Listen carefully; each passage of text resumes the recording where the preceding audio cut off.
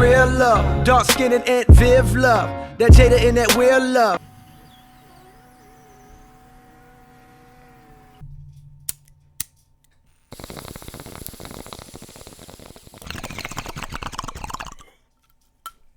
Hey, yo, mic check, 1 2 1 2. What's going on with y'all, man? What's happening? If you've been rocking with me, welcome back, and if you're new here, welcome. It's your dread-headed host with yet another dose, keeping you engrossed from coast to coast. That's right. Now, I wasn't even going to talk about this, man. It was just some celebrity drama, some nonsense. Wasn't none of my business. I was going to stay out of it. But then Jada decided to bring herself to the table, give her side of the story. Next thing I know, my whole YouTube-related algorithm is tore back with Jada Pinkett-Smith and August Alsina and Will Smith and all of that. So I figured, hey, it's already out here. There's actually some pretty interesting points that could be brought up out of it. And who am I kidding? I could use the trending traffic on this channel to get some views. So I want to talk about two things specifically when it comes to this whole situation here.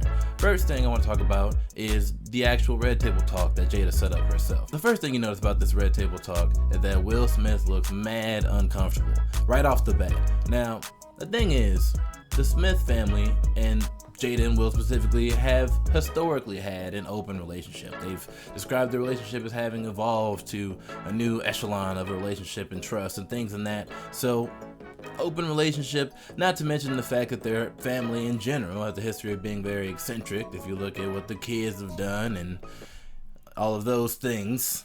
Yeah. But the thing is, while it's easy to say that, no one really wants to talk about the intricacies of what their open relationship all entails. It's just way too many questions that are going to be asked by people who aren't used to it. However, when you let Black Yami Yugi with his hair down summon Exodia to obliterate your girl's cheeks, people are going to have some questions. Now, I've seen that Nagato meme that people have been putting out about Will Smith, but August is animated out, bro. Like, he really thought he was about to blow that back out and become the next head of the Vongola family. Bro, this nigga wanna be Shura so bad, using that snake sword to exorcise some demons out that upholstery. Look. Maybe she was getting her weave sweated out to get her next gym badge. On God. The interview itself is pretty interesting. Throughout, Jada paints herself as innocent as possible can be. That's the first thing I noticed about this whole thing. And it's her interview, so more power to her. I would try to save face as much as I can too. But I'm glad that Will was there to try to keep her honest, you know. She's trying to, sweat around, I was involved in this, that, and the other, and we got in a little entanglement. Will's like, entanglement. And because, yeah, okay. You can hit your loyal terms and get around it, but we all know what was going on, alright? No disrespect. It is what it is, an open relationship. So she comes out, she admits that they had that relationship. She doesn't explicitly say that it was physical, but it was a relationship. They were together for a whole year at least, according to the information that we have from them. And they're two consenting adults. Let August tell it, that boy said he can die happy after that relationship, so she was throwing it back. Another thing I noticed about this is that Jada acknowledges her propensity to seek out individuals who have issues that are broken, to try to help fix them. It's kind of a coping mechanism to get away from her own problems, and that's a very real thing.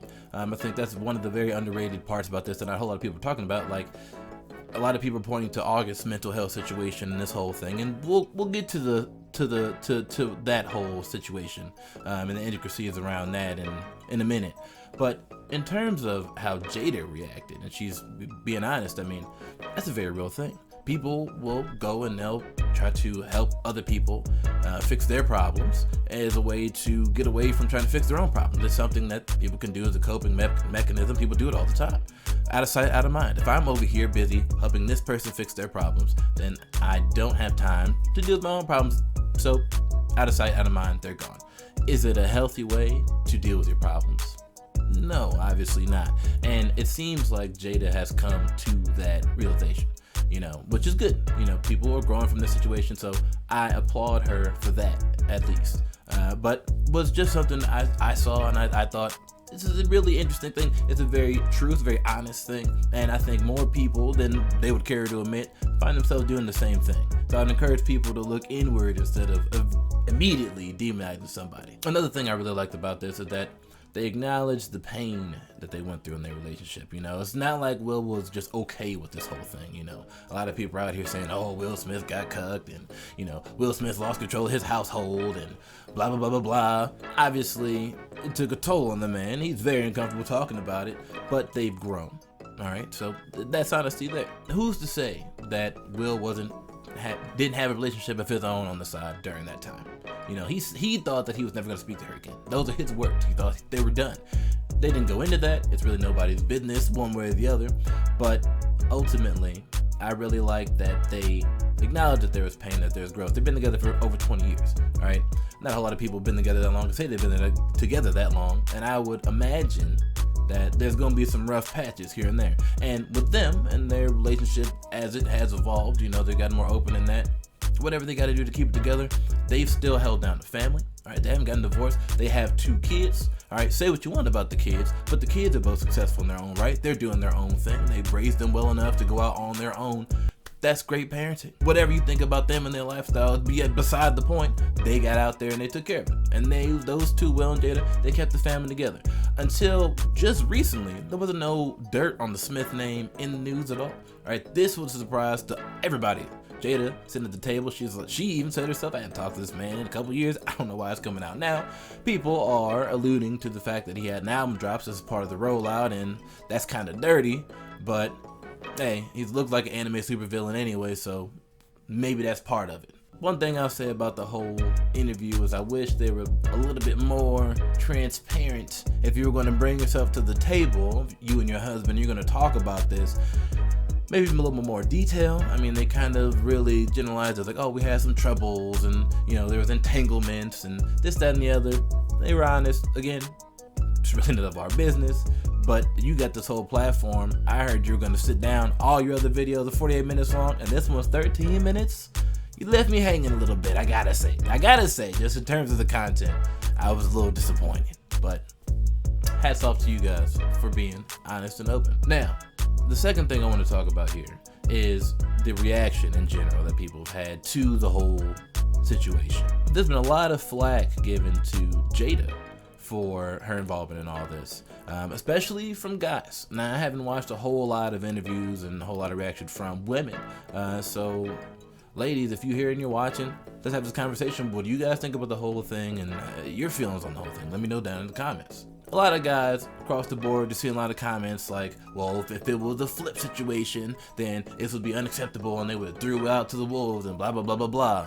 Or she stepped out of line and she ruined the family and she shouldn't have done that and blah, blah, blah, blah, blah. Which, again, we have no idea what Will might have done during his time. We have no idea what exactly their arrangement was as a married couple, their business at the time. He said they didn't think they were going to talk anymore. She said that we were on a break. Now, they were still married. Obviously, they haven't gotten divorced. They've kept all that together. But we don't know. They took advantage of his mental health type of thing. I don't know the exact circumstances of August and his arrival to the Smith household. I don't know if he just we know he was down in the dumps. He was very depressed. He was broken, quote unquote, all of that. I don't know if he showed up there and he had a drug problem and the needles hanging out of his arm and this, that, and the other. I don't know.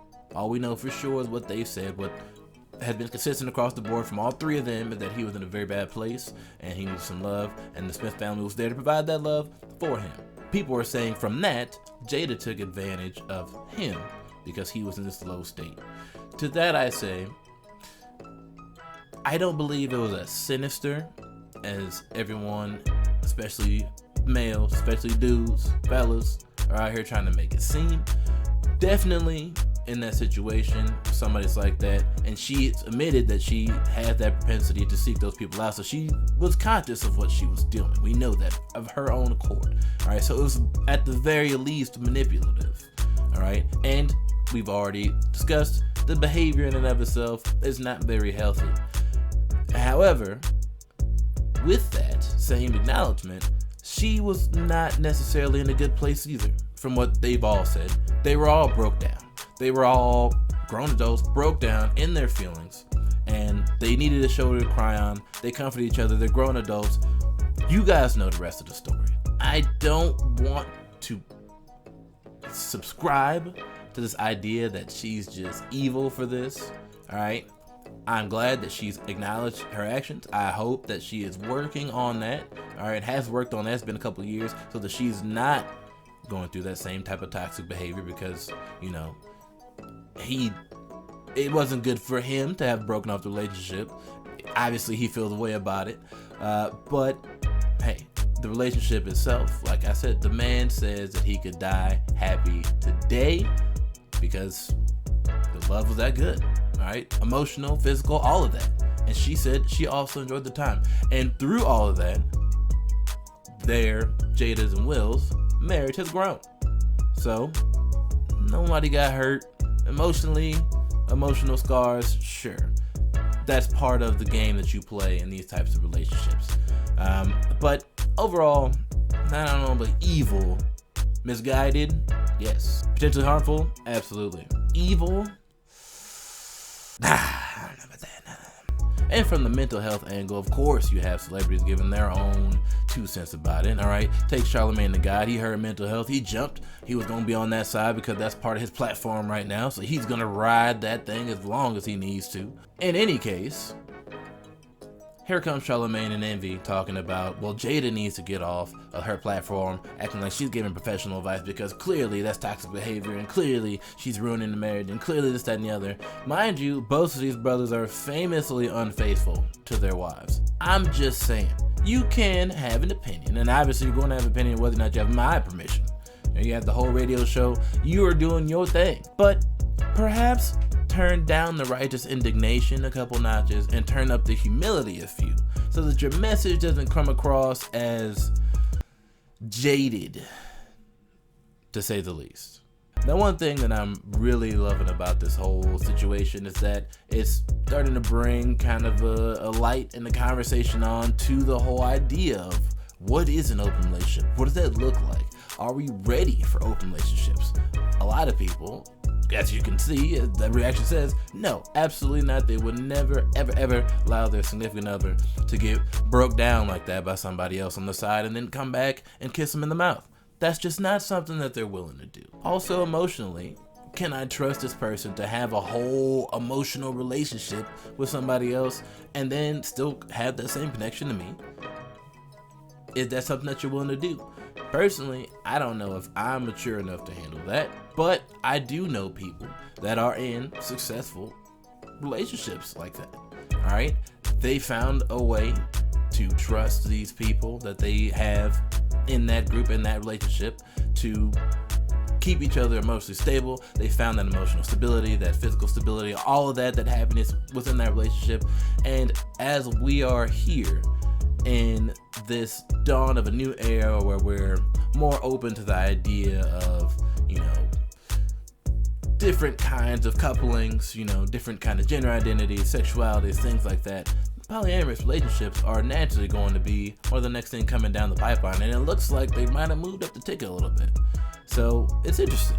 I wonder if the reason that people are so hard up on Jada is because they're protecting those insecurities about not being able to trust someone. Maybe people just in general have a hard time trusting anyone enough to share them, quote unquote, with anybody else.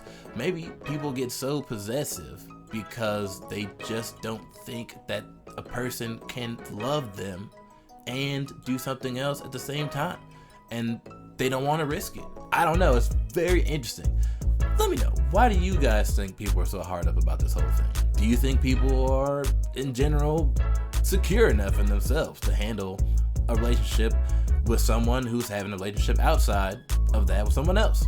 I don't know, let's get this conversation going. But if you've been rocking with me this long, of course, thank you. Be sure to like, share, subscribe, all of that good stuff. Y'all know what it is. And I'll catch you on the next one.